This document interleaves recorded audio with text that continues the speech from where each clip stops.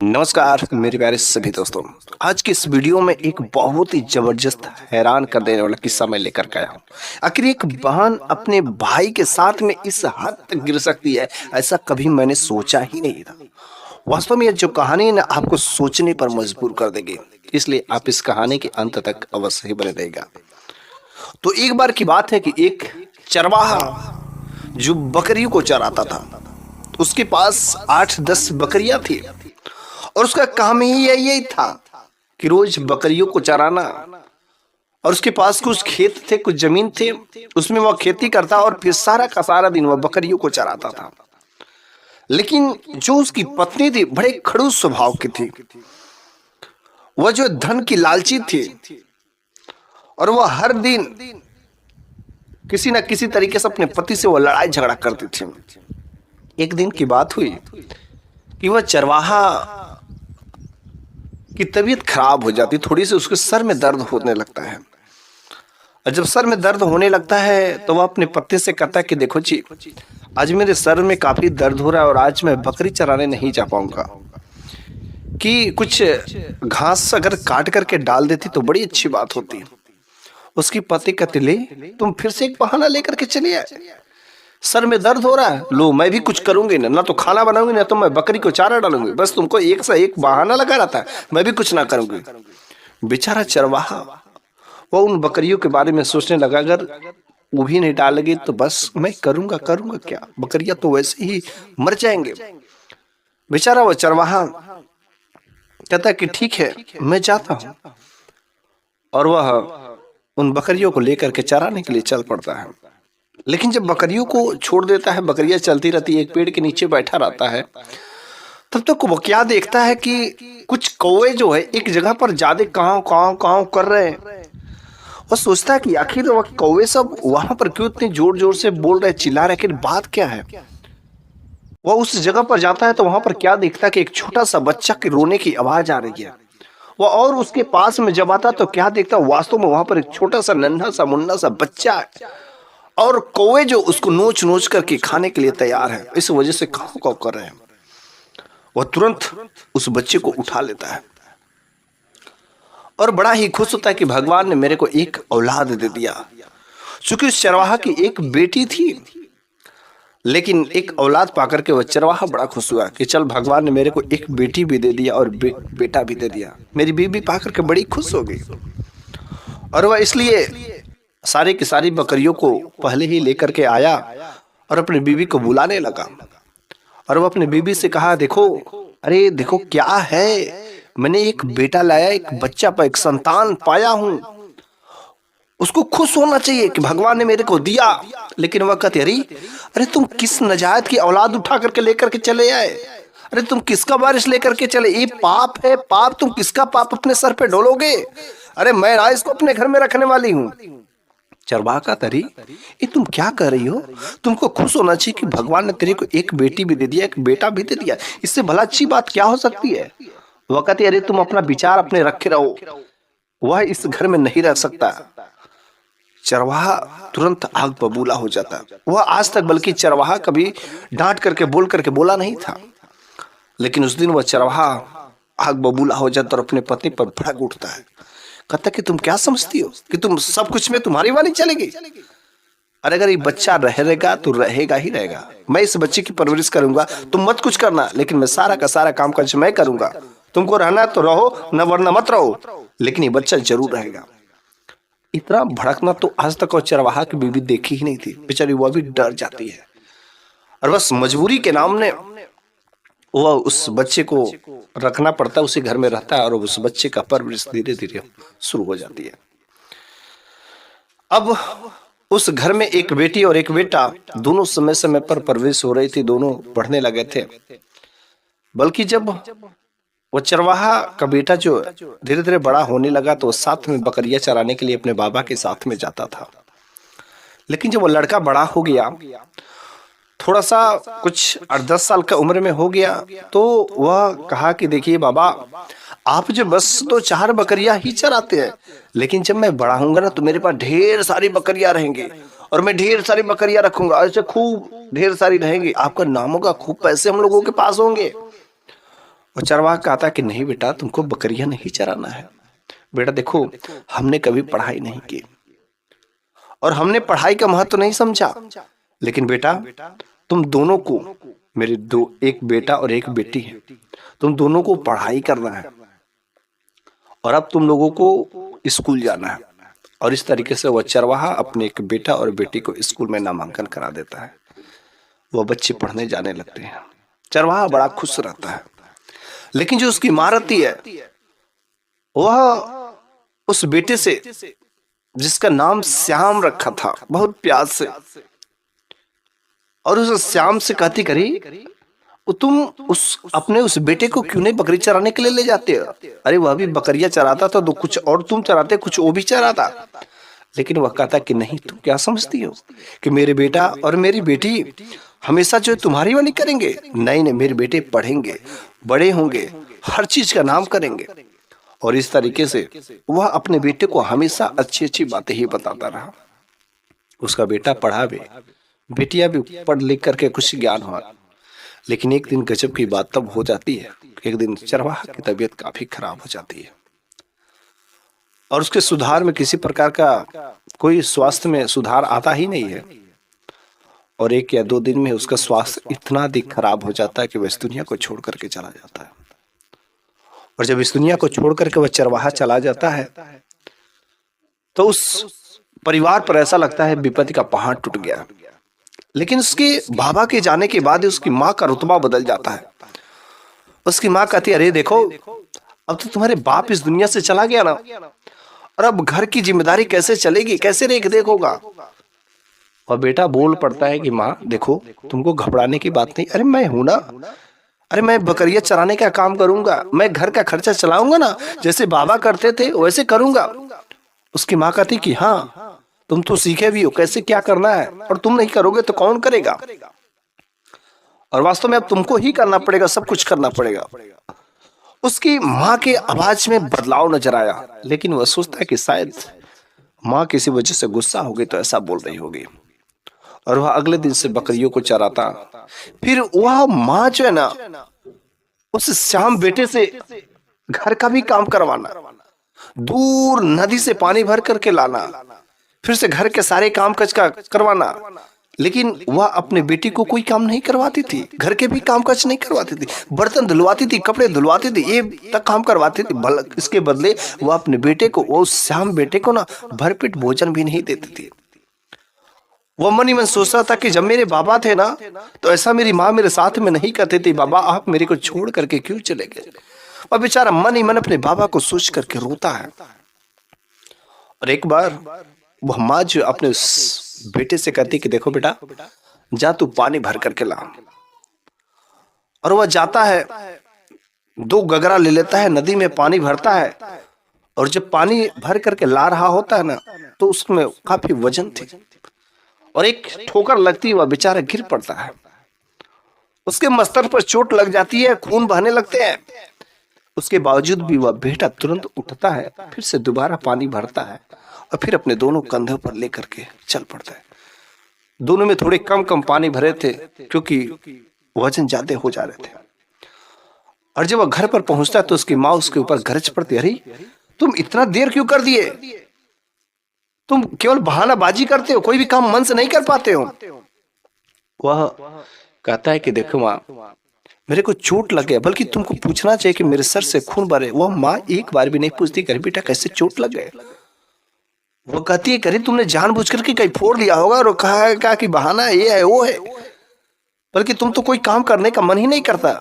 और बेटा बोल पड़ता, देखो माँ, जब बाबा थे तो तुम ऐसा नहीं बोलती थी, लेकिन आखिर तुम ऐसा मेरे साथ में क्यों कर रही हो? और नहीं तो उसी में उसकी जो बहन थी ना, वह भी अपने माँ का ही साथ दे रहे थे कि हाँ माँ ऐसा करता है वैसा करता है। और दोनों माँ और बेटी उस भाई को देखना नहीं चाहते थे। बेचारा वो बड़ा दुखी होता है। और नहीं तो बोल पड़ता है कि देखो माँ, जब से बाबा इस दुनिया से छोड़ करके चले गए ना, तब से तुम मेरे साथ में बहुत ही बुरा व्यवहार करती, और नहीं तो उसके बदले मेरे को भरपेट भोजन भी नहीं देती हो, आधा पेट। भला मेरे शरीर में एनर्जी कहाँ से रहेगी?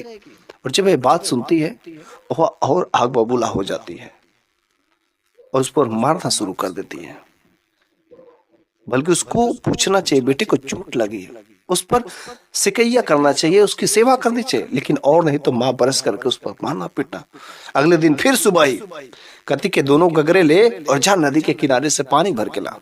बेचारा वो बेटा उन दोनों मटकों को लेता है और किनारे से नदी पर चल चलता है पानी भर। उसके सर पे चोट लगी थी, उसके बावजूद भी वह पानी भरता है और ले करके जा रहा था, लेकिन उसमें अब उतनी हिम्मत नहीं थी कि वह उनको ले कर जा सके। लेकिन तब तक वहीं पर उस नदी के किनारे से एक साधु बाबा गुजरते हैं। जब साधु बाबा गुजरते हैं तो उस लड़के की हालत को देख करके उनको तरस आ जाता है और वो कहते अरे बेटा, तुमको मस्तिष्क पर चोट लगी और इतना ज्यादा काम करने की क्या जरूरत है, बात क्या है? फिर वह सारी की सारी बात बता देता है। साधु बाबा की आंखों में नमी आ जाती है। कहते कि देखो बेटा, तुम भगवान पर भरोसा रखो और मैं भगवान से प्रार्थना करूंगा कि तुम्हें एक ऐसा अच्छा सुरीली आवाज देना, ताकि जब तुम कोई भी गाना गाओ तो तुम्हारी आवाज को सुनने के लिए लोग पागल हो जाए। कोई भी, यहां तक कि पशु पक्षी भी सुन करके दीवाने हो जाए और तुम अपने सारे के सारे दर्द और गम सब तुम्हारे खत्म हो जाए। और ऐसा उसने साधु बाबा ने उसको आशीर्वाद दिया। साथ ही साथ एक और बात कहा कि बेटा, तुम बस भगवान पर भरोसा रखना, और अगर तुम्हारे साथ में कोई ज्यादा जबरदस्ती करेगा, ज्यादा तुमको कोई परेशान करने की सोचेगा, तो भगवान का कहर उसके साथ में आएगा। बेटा तुम बस भगवान पर भरोसा रखो। उसने, साधु बाबा ने उसको एक गुरु मंत्र दे दिया और वो उसी गुरु मंत्र को वह रास्ते में लिया और जपना शुरू कर दिया। और जब जपना शुरू कर दिया ना, तो वास्तव में उसके मुख से इतना सुरीली आवाज निकल रही थी कि उस मंत्र को सुनने के लिए जो पशु पक्षी जो थे उसके साथ साथ में गाने झूमने शुरू कर देते हैं। उसके सारे के सारे शरीर के दर्द गायब हो जाते हैं और वह आखिरकार पानी लेकर के जाता है। और जब पानी लेकर के जाता है तो वह अपनी माँ को बताता है कि देखो माँ, मेरे को एक साधु बाबा मिले थे और उसने ऐसी ऐसी बात कही है, बहुत पहुंची हो बाबा, मेरे को ऐसा ऐसा कहा है और देखो मेरे सारे के सारे दर्द गायब हो जाते हैं। उसने कहा चल चल, ये सब तो ड्रामा बंद कर, मैं तेरे को समझती हूँ कि तू कितना बहानेबाज है, और नहीं तो इतना देर में तू पानी लेकर के आता और कहता ये नहीं हो। और फिर जब अगली सुबह होती है ना, तो अगली सुबह उठते ही वह उसी भजन को, वह उसी मंत्र को, भजन को गाना शुरू कर देता है। और जब उस मंत्र को, भजन को गाना शुरू कर देता है और गाते गाते वह खो जाता है और उस दिन वह पानी नहीं ला पाता है। शाम के समय पर घर पर जब पहुंचता है, वह इतना खो गया था कि उसको पता ही नहीं चला कि मेरे को कुछ करना भी है। जब वह घर पर पहुंचा तो वह माँ ऑलरेडी उसके स्वागत के लिए तैयार थी, डंडा लेकर के। जैसे ही घर पर पहुंचता है, उसकी माँ उसको खूब मारना पीटना शुरू कर देती है। मार पीट करके वह जो अपने घर से बाहर निकाल देती है, कहती कि जा, तेरे को कोई जरूरत नहीं है, तेरे को कुछ चिंता ही नहीं है। इसलिए वह माँ जो अपने बेटे को मार पीट करके उस श्याम बेटे को घर से बाहर निकाल देती है। लेकिन वह लड़का फिर से जाता है और इधर उधर बस वह गीत भजन को गाता और लोग कुछ उसे खाने के लिए दे देते, जिसकी वजह से उसको खाने पीने में किसी प्रकार की कोई कमी नहीं, और लोग उसके आवाज को सुनकर के दीवाने होते जाते। जहां पर भी वह बैठ करके गीत गाता, लोग दीवाने हो जाते, ऑटोमेटिक उसको खाने पीने को मिल जाता। ऐसे करते करते महीनों बीत गए। लेकिन गजब की बात तब हुई कि एक दिन वह एक बगीचे में बैठ करके वह ऐसे ही कुछ गीत गा रहा था और उसी रास्ते से, उसी नगर का एक अमीर व्यक्ति की एक लड़की उसी रास्ते से गुजर रही थी। जब उस आवाज को सुनती है तो वह उस आवाज को सुन करके वह पागल हो जाती है। वह उस आवाज की तरफ खींची खींची चली जाती है। लेकिन जब वह उस युवक को देखती है ना, उसको देख करके वह मोहित हो जाती है। वह उसकी आवाज के दीवाने हो जाती है, क्योंकि उसके अंदर हर वो कला थी। किसी भी तरीके के आवाज में वह गा सकता था, उसके अंदर गजब की कला थी। वह देख करके हैरान हो गया। उसने डिसाइड किया, फैसला किया कि मैं इसी लड़के से मैं विवाह करूंगी। जब 1 महीने बीत गए और काफी उसकी प्रशंसा भी होने लगे थे, तो वह सोचा कि शायद अब मेरी माँ मेरे बारे में जान करके बहुत खुश हो गई, बहुत ही अच्छा समझेगी, क्योंकि हर तरीके से कुछ मेरी इज्जत भाव हो गई है। इसलिए वह सोचता है कि मैं अपने घर पर चलूंगा और माँ मेरे को घर पर बुलाएगी। शाम का समय हुआ रहता है और वह जब अपने घर पर जाता है तो उस दिन उसकी माँ रहती नहीं है। जब उसकी माँ नहीं रहती है तो वह घर में प्रवेश करता है, और जब घर में प्रवेश करता है तो वह क्या देखता है कि जो उसकी बहन थी ना, वह एक लड़की के साथ में उसी कमरे में बुला करके रंगललिया मनाने जा रही थी। वह देखता है तो हैरान हो जाता है कि मेरी बहन इतना गलत काम करने जा रही है, मेरी माँ है नहीं। वो पूछता है, करे माँ कहाँ गई है? उसकी बहन कहती है, करे तुम माँ के बारे में क्या सोचते हो, तुम क्यों आए हो, तुम तो मेरे बीच के रास्ते में कांटा बो दिए।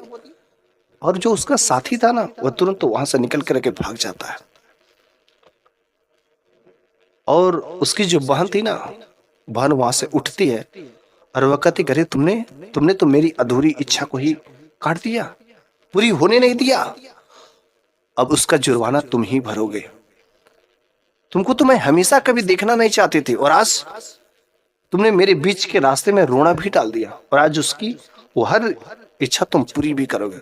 वह तुरंत उठती है और वह दरवाजा बंद कर देती है। जैसे दरवाजा बंद कर देती है और कॉलर पकड़ करके उसको बैठाते और कहती कि देखो, तुमने मेरे साथी को भगा दिया, तुम्हारे वजह से मेरा साथी चला गया, और आज मेरी ये ख्वाहिशें पूरी करता, मेरे शारीरिक सुख को वह महसूस कराता, लेकिन तुम्हारे वजह से नहीं हो सका और तुमको ही पूरा करना पड़ेगा। वह उसके साथ में वह गुनाह करने के लिए राजी हो जाती है। वो कहता है, करीब बहन, तुम मेरी बहन हो, अरे कम से कम मुझसे नहीं तो भगवान से तो डरो। वो कहती है, अरे भगवान, ये कौन भगवान होता है? अरे भगवान कुछ नहीं होते, बस यहाँ पर तो हम और तुम, कोई नहीं जानेगा। लेकिन आज तुम्हारी वजह से मेरा साथी गया, इस वजह से तुमको ही वो सब काम करने पड़ेंगे। और वह उसकी बहन उसके साथ में जबरदस्ती करती है। वह बार बार कहता है कि नहीं, ये सब गलत है, सब गलत है, भगवान देख रहा है। और वह भगवान से प्रार्थना करता है कि हे भगवान, मेरे को बचा लो, इस इज्जत से बचा लो। और उसी समय उसकी बहन के शरीर में अचानक दर्द होना शुरू होता है और वह एक अजीब जानवर में तब्दील हो जाती है। उसकी सूरत को देखकर उसका भाई डर जाता है, ये क्या हो गया? वो तुरंत वहां से निकल करके बाहर आ जाता है। तब तक उसकी माँ भी आ गई रहती है। वह अपनी माँ को बताया कि माँ देखो, ये क्या है, ये क्या हो गया। वह सब कुछ बताता है, लेकिन वह माँ कहती, करी तुमने मेरी बेटी को रहने नहीं दिया ना। वो कहता है कि नहीं माँ, मैंने कुछ नहीं किया। वो कहती है कि नहीं, तूने मेरी बेटी के साथ में ऐसा काम किया, तुमने जरूर कुछ ऐसा वैसा किया होगा। वो उसको घर से बाहर निकाल देती है। वो घर के बाहर जो बैठा रहता है। लेकिन जो है अगले दिन वह लड़की जो अमीर व्यक्ति की थी, वो अपने घर पर जाकर के अपने बाबा से बताती है कि पापा, मेरे को एक लड़का पसंद है जो बहुत ही अच्छा है, और आप क्यों ना उसके घर पर शादी की बात कर लेते हैं। उसका बाप भी राजी हो गया और वो उसके घर पर आ गया। सारी बात वह जान चुका था। और जब उसके घर पर आता है तो उससे कहता है, उसकी माँ से कहता है कि देखिए जी, आपका जो बेटा है ना, आपका बेटा जो बहुत अच्छा गाना गाता है, उसकी आवाज को सुन करके मेरी बेटी दीवानी हो गई, इसलिए आप जो है अपने बेटे की शादी मेरी बेटी से कर दीजिए। वह माँ कहती, करिए ये जो आप कह रहे हैं ना, वो उसमें वो गुण है ही नहीं, बल्कि वह जो आवाज था वह मेरी बेटी की थी, वह मेरी बेटी ऐसा काम करती है। उसने कहा, अच्छा, तो एक बार जरा अपनी बेटी को आप बुला करके वो गीत गवाइए, तो ऐसा भजन सुनाइए। और वह घर के अंदर जाती है और खिड़की के पीछे से अपने उस बेटी को भी बुला लेती है। कहती कि देख, मेरी बेटी वहां पर तो घूंघट में जाएगी, लेकिन मेरी बेटी के हकीकत के बारे में केवल तुमको ही पता है। और मेरी बेटी जब वहां पर भजन को गाएगी ना, तो तू वहां पर पीछे से वहां पर उस भजन को गा देना, और मैं लोगों से कहूंगी कि मेरी बेटी की ही आवाज है, लेकिन कुछ करना मत। उसने कहा ठीक है माँ, अगर तुम ऐसे ही चाहती तो ऐसा ही होगा। और फिर वह बेटी को ले गई और उन लोगों के सामने घूंघट में रख दिया और वह पीछे से भजन गाता। वे लोग थोड़ा सा उसकी आवाज को सुन करके जरूर अचंभित थे, लेकिन चाहे जैसा भी था आवाज बड़ा ही मधुर था। और फिर वह अमीर व्यक्ति कहता है कि अच्छा, वो निठल्ला, वो लड़का, अरे मेरी बेटी का कान बज रहे थे, उसको नहीं पता। लेकिन मेरा एक बेटा भी है, अगर राजी होता जाती तो हम अपने बेटे की शादी आपकी बेटी से करा देते हैं। वह ऐसा मौका देख करके वह सोची क्यों ना मैं अपनी बेटी की शादी इसी बहाने कर दूंगी। तो फिर बातचीत तय हो गई, वह जवान भी दे दिया कि हाँ ठीक है शादी होगी। लेकिन जब वो अमीर व्यक्ति अपने घर पर जाता है तो अपनी बेटी से सारी की सारी बात बताता है। और बेटी कहती है अरे पापा, आप ऐसी बातें क्या कर रहे हैं? नहीं नहीं नहीं, मैंने अपनी कानों से सुना है, उसको गाते हुए देखा है। अच्छा बताइए, आपने गाते हुए देखा? उसने कहा नहीं बेटी, लेकिन उसकी माँ तो कह रही थी मेरी बेटी काम करती है, उसका बेटा तो आवारा है, निठल्ला है। उसकी बेटी कहती नहीं पापा, अगर आपको विश्वास नहीं होता अभी चलिए मेरे साथ में, चलिए और देखते हैं वो कैसे आती है। और वह बाप और बेटी दोनों लोग उसके घर पर जब आते हैं तो उसमें उसकी माँ नहीं रहती है, और डायरेक्ट वह लड़की उस घर में प्रवेश कर जाती है अपने बेटे बाप को लेकर के। तो घर के अंदर वह लड़की जिसका शरीर बिल्कुल बदल गया था, वह जैसे ही देखती वह तुरंत घूंघट में आ जाती है। और वो लड़की कहती करी मैंने सुना है कि तुम्हारी आवाज में जादू है, तुम बहुत अच्छा भजन करती हो। अब उस समय उसका भाई चूंकि वहां पर रहता नहीं है, और करे तो करे कि अब तो उसकी चोरी पकड़ी जाएगी। वो बार बार लोग उसको कहते करे अब तू अपना भजन गा के सुना के दिखा, लेकिन वो कुछ नहीं गाती है।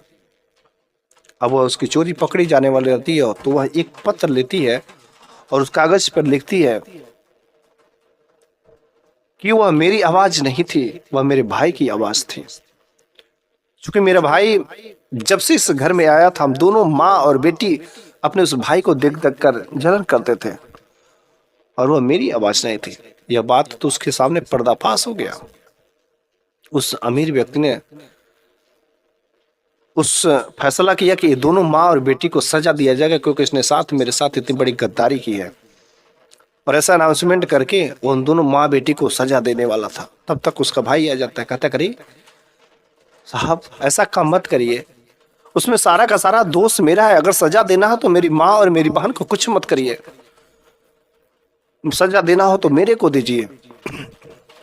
उसी समय वहां पर वह दोनों माँ और बेटी समझ जाते हैं कि हाँ इस लड़के में कितनी काबिलियत है। और वह अमीर व्यक्ति उसमें अपने बेटी के फैसले पर बहुत ही राजी होता है। और फिर वहां पर उस अमीर व्यक्ति को भी वह लड़का एक सुंदर सा भजन सुनाता है, और वास्तव में वह देख करके वह अमीर व्यक्ति उसका दीवाना हो जाता है। और उसने कहा कि तुमने बेटी वास्तव में बहुत अच्छा फैसला लिया है। लेकिन साथ ही साथ वे लोग जब चले जाते हैं तो वह लड़का अपनी माँ के पास में जाकर के कहता है कि देखो माँ, मेरी बहन की हालत ऐसी हो गई ना, उसमें सारा का सारा दोष मेरा है। मेरी बहन अनजाने में उसका मन बहक गया था, जिसकी वजह से वह ऐसा मेरे साथ में गलत काम करने पर पड़ गई। वह माँ जो है अपने बेटे की इस दशा को देख करके वह समझ जाती है कि हमने कितना बड़ा गलत किया है। वह दोनों माँ और बेटी अपने उस भाई के अपने बेटे के आगे गिर पड़ते हैं। लेकिन वह बेटा कहता है कि नहीं माँ, ये सब मेरे सामने झुकने से क्या होगा? अरे मैं तो उसका भेजा गया है, बस एक पुतला हूं, गिरना हो तो भगवान के चरणों में गिरो। और बस वह अपने दोनों माँ और बेटी को ले जाकर के उस साधु बाबा के पास में जाते हैं। क्योंकि उसका शरीर बदल गया था, तो उसने कहा बाबा कुछ ऐसा उपाय बताइए कि जिससे मेरी बहन सही हो जाए, क्योंकि वह ना तो अब कुछ बोल पाती, केवल उसके आंखों से आंसुओं की धाराएं बहती है। बाबा इसने जो गलती की है ना उसका पश्चाताप करना चाहती है। उसने बताया, उपाय बताया और कहा कि इस मंदिर में जाकर इतने दिन भगवान की पूजा पाठ करनी पड़ेगी, तब जाके तुम्हारी बहन को मुक्ति मिलेगी। और इधर जो है उस अमीर व्यक्ति ने अपनी बेटी की शादी उस भाई के साथ भी कर देती है, और उधर दोनों माँ बहन जो है एक मंदिर में रहते हैं। और कुछ दिनों के बाद उसकी बहन की स्थिति धीरे धीरे सही हो जाती है, और फिर जो है उसकी शादी एक अच्छे खासे घर में उस भाई ने अपने बहन की करा दी और इस तरीके से फिर से उसका घर बस जाता है। तो मेरे प्यारे सभी दर्शकों, हम सभी लोगों को भी साथ में ऐसा हो सकता है, लेकिन एक बात हमेशा याद रखना चाहिए कि अगर आज हम कुछ सहेंगे नहीं तब तक हम कुछ बनेंगे नहीं। और भगवान पर भरोसा करना ही चाहिए, क्योंकि भगवान पर भरोसा करने से ऐसी चीजें हो जाती जो कभी जो विश्वास नहीं किया जा सकता है, क्योंकि वहां असंभव को भी वह संभव बना देता, ऐसी उसमें क्षमता होती है। तो बस मेरे प्यारे सभी दोस्तों, आज की यह कहानी आपको कैसी लगी है कमेंट बॉक्स में जरूर बताइएगा। अगले वीडियो में मैं फिर से कुछ ऐसी ही नई कहानियां लेकर के आऊंगा। तब तक के लिए धन्यवाद।